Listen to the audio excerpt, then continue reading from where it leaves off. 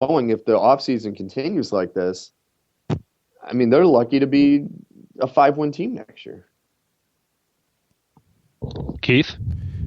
Let's back up and let's remember what Johnny Manziel has cost his team.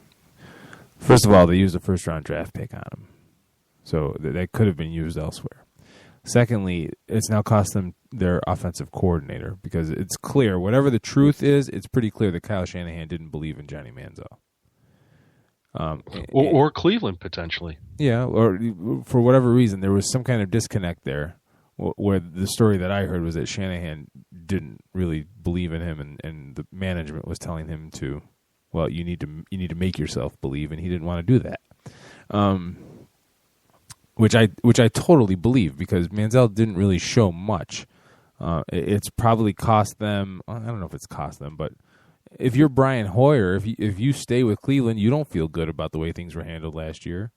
And now you look at this mess with Josh Gordon, and now the general manager getting nailed for sending text messages. That whole issue is the proverbial slippery slope for the NFL because technology is so widespread. How the heck are you going to control who's texting who unless you take away phones, forbid phones on the playing field?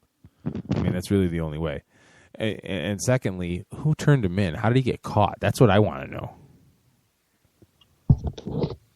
Wow, you guys are really obsessed with, Well, I want to know who turning who in. Well, if the GM's in the owner's box, I would assume that's where they watch the game. I don't know. I could be wrong. But if the GM's in the owner's box or wherever he is watching the game, sending a text message to a coach, who are the only people that are going to know about it? Are Browns players.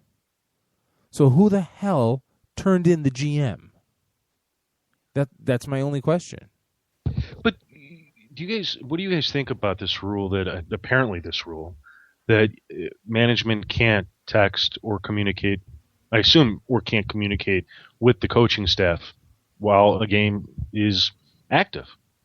I mean, that seems kind of strange to me, don't you think? I mean, shouldn't the owner of any business be able to talk? Shouldn't the CEO of any business talk to their president at any time that they want to? Well, in this case, being the owner or a GM and a head coach or coaches. But in this case, and you can kind of put this along the same lines as Spygate, I mean, the ownership could put just spies on the opposing team's sideline, or not even on their sideline. They could have the ball boy, they could have security looking over shoulders, looking at books, looking at their Surface tablets as they're tapping, just sending text back to one another. So, I mean, it could be like stealing signs. Yeah, that's a good point. They get really specific about who can communicate how and where, and I thought the Surface tablet would be pushing it, but it's obviously they have no problem because Microsoft pointing up enough money where they can make an exception for that. But when I hear a rule like this, I'm trying to think, well, what would be the motivation? And Steve, you nailed it. It's just that you could have people everywhere, texting information, and it's a competitive disadvantage unless everybody's doing it. But the game is supposed to be coaches observing and making observations, not management feeding it. But if you think about it this way, it never stopped Jerry Jones from coming down on the field. So apparently, if you're on the field, you can talk to the coach. So it's just weird. That's different. You're not at a vantage point where you're receiving any kind of intelligence. Yeah. And back then, there was no texting. So you could also have a GM watching a broadcast, and a sideline reporter gives a report, and you know what I mean. Yeah. So. But I think that answered your question. What you had just said about what you had earlier about how did they find out that the GM was sending these texts. There are eyes everywhere. You can't trust anyone around you because everyone's looking to get their couple grand for a story or something. So you never know who's watching, and you never know who you can trust, especially in those kind of organizations when there's that kind of money flying around. Are you really going to trust the person sitting next to you? So you never know. Maybe someone wanted his job. I feel like we could probably talk about this for quite a while, and we certainly could keep talking about the Browns and some of the various issues that were identified in Jason Lockenfor's great article, and I want to share it with all our listeners out there. It's a good read. It's a little long, but it's a good read, and it's entitled "Brown's Mess with Gordon. Manziel starts with owner Haslam's meddling." It's a pretty direct article, and Jason does a good job. Even sort of, he made a prediction that he thought that the Haslam buying the team would be a good thing, and he kind of backs off that in this article. So go check that out. And with that, I think we need to take ourselves a quick break. And ladies and gents, this is the FantasyGreek.com's NFL Power Hour. You're listening to Jim Saranteas, Keith Grieve, and Steve Taylor, and we'll be back in 5.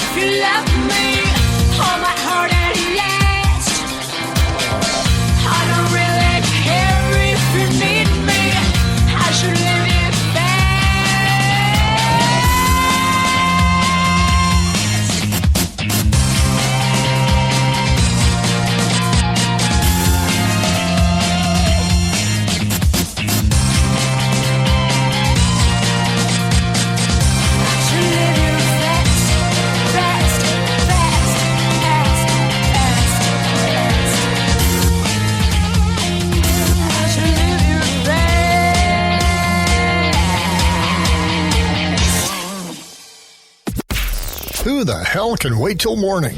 Talk now at latenightsportsradio.com. Hookah chaka, hookah, hookah, hookah chaka, hookah, hookah, hookah chaka, hookah, hookah, hookah chaka, hookah, hookah. I can't stop this feeling deep inside of me. Girl, you just don't realize what you do to me. Welcome back to the FantasyGreek.com's NFL Football Power Hour. And if you're getting that feeling, you know you're in the right place. This is Jim Saranteas of the FantasyGreek.com, joined by Keith Grieve and Steve Taylor of 87 Sports Fans. And we're back from our break and ready to talk some more football. If you're out there listening, make sure to give us a shout at 585-633-7487, 585-633-7487, or tweet the Greek at #AskTFG. Well, guys, believe it or not, we're 35 days away from free agency, which starts on March 10th. So what I've done is I've made a list of what I consider to be some of the more notable free agents, as well as some players that a team may want to just outright cut, save some money, or go in a different direction. And I want to get it all started with the Jets, Percy Harvin, who the team will owe $10.5 million if they keep him on the roster. If they keep him on the roster, they're going to owe the Seahawks, who they traded for Percy Harvin, a fourth-round draft pick. But if they cut him, they'll save $10.5 million and only have to give up a sixth-round draft pick. So, Jets, do they keep Percy Harvin or do they cut him? Keep him or forget him? If you're Todd Bowles, I think the last thing you want is somebody that could potentially be a locker room problem. And, a lot of it's following breadcrumbs on my part by reading this account and that account. There's a reason Minnesota didn't want to help him find a solution to his migraines. There's a reason Seattle. Percy Harvin was a game changer in the Super Bowl last year. Don't forget about that. But they didn't feel the need to keep him around much. So there's got to be a reason behind that. So you do you keep him or do you forget him, Keith? For you, I'd forget him. Okay, Steve. We Drop some of that knowledge on us. Drop some of that knowledge. We momentarily lost Steve. Oh, my God. Is he back? I'm back. All right. So, Steve, did you catch all that on Percy Harvin? Not a single word. Not a single word. All right. We're coming out of break, and it lost me. All right. Officially, this segment is called Keep 'em or Forget 'em, okay? So we're going to go over free agents, different teams, and we're starting off with Percy Harvin of the Jets, who the Jets owe $10.5 million in salary if they keep him this year. Plus, they'll have to give up a fourth-round draft pick to the Seahawks, who they traded for him. Or they can cut him, save the $10.5 million, and only give up a sixth-round draft pick. And by the way, to both of you, he had 51 receptions last year, 483 yards receiving, and 1 TD. Keep him or forget him? Forget him. You have a guy that's a known head case, and you have a brand new regime coming in to take over the Jets. I'd say get rid of him. You might as well start fresh, and you don't need that kind of distraction. Keith, he said the same thing you said, except he was more direct and not as articulate. Well, you see, that's the beauty of Steve. He's actually more articulate by getting to the root. Yep. I walk around the tree a little bit more. Steve, I kick that son of a bitch down. The Marine Corps comes out in him every now and then. You sure do, Steve. You sure do. Okay. Thanks, man. Well, then let's go on to my next player. Who, Steve, why don't you get it started for us? It's the Dolphins' Mike Wallace. He had 67 receptions, 862 yards receiving, but 10 TDs. Keep him or forget him? I'm going to say keep him. Now, has he lived up to the hype and the money that he was given at first? No. He's definitely not as much of an impact player as everyone thought when he went to the team. But he has, like you said, 10 touchdowns. You can't deny that. And the team is improving. I would keep him because there is a chance that he could pay off in the long run. Keith? Yeah, I was momentarily distracted. Are we talking about Mike Wallace? Mike Wallace of the Dolphins, yeah. The Dolphins. Do you know what QB rating is when QBs throw to him? QBs that throw to him on those passes have a 114 rating. That was 8th best in the league last year. You know who's better? Randall Cobb, Jordy Nelson, Odell Beckham Jr., Des Bryant, Emmanuel Sanders, Antonio Brown, and Jordan Matthews for Philadelphia. I think you keep him. He's your deep threat. Like Steve said, he hasn't lived up to the hype. But he's your X receiver. Those guys don't come around very often. And I agree with you guys, and I think there's a financial reason to keep him. The Dolphins are going to owe him $12.1 million next season, and if they cut him, their savings is going to be only $2.5 million. And with that, I think, you know what, you just pay the guy. I mean, it's better than eating that money. I certainly also believe that he was underused in this offense. They need to get him more involved, and there's no excuse on the part of the Dolphins coaching staff for not doing that. No, I will say this. Last year, Jarvis Landry actually had a slightly better yards per pass route run rating last year. So Mike Wallace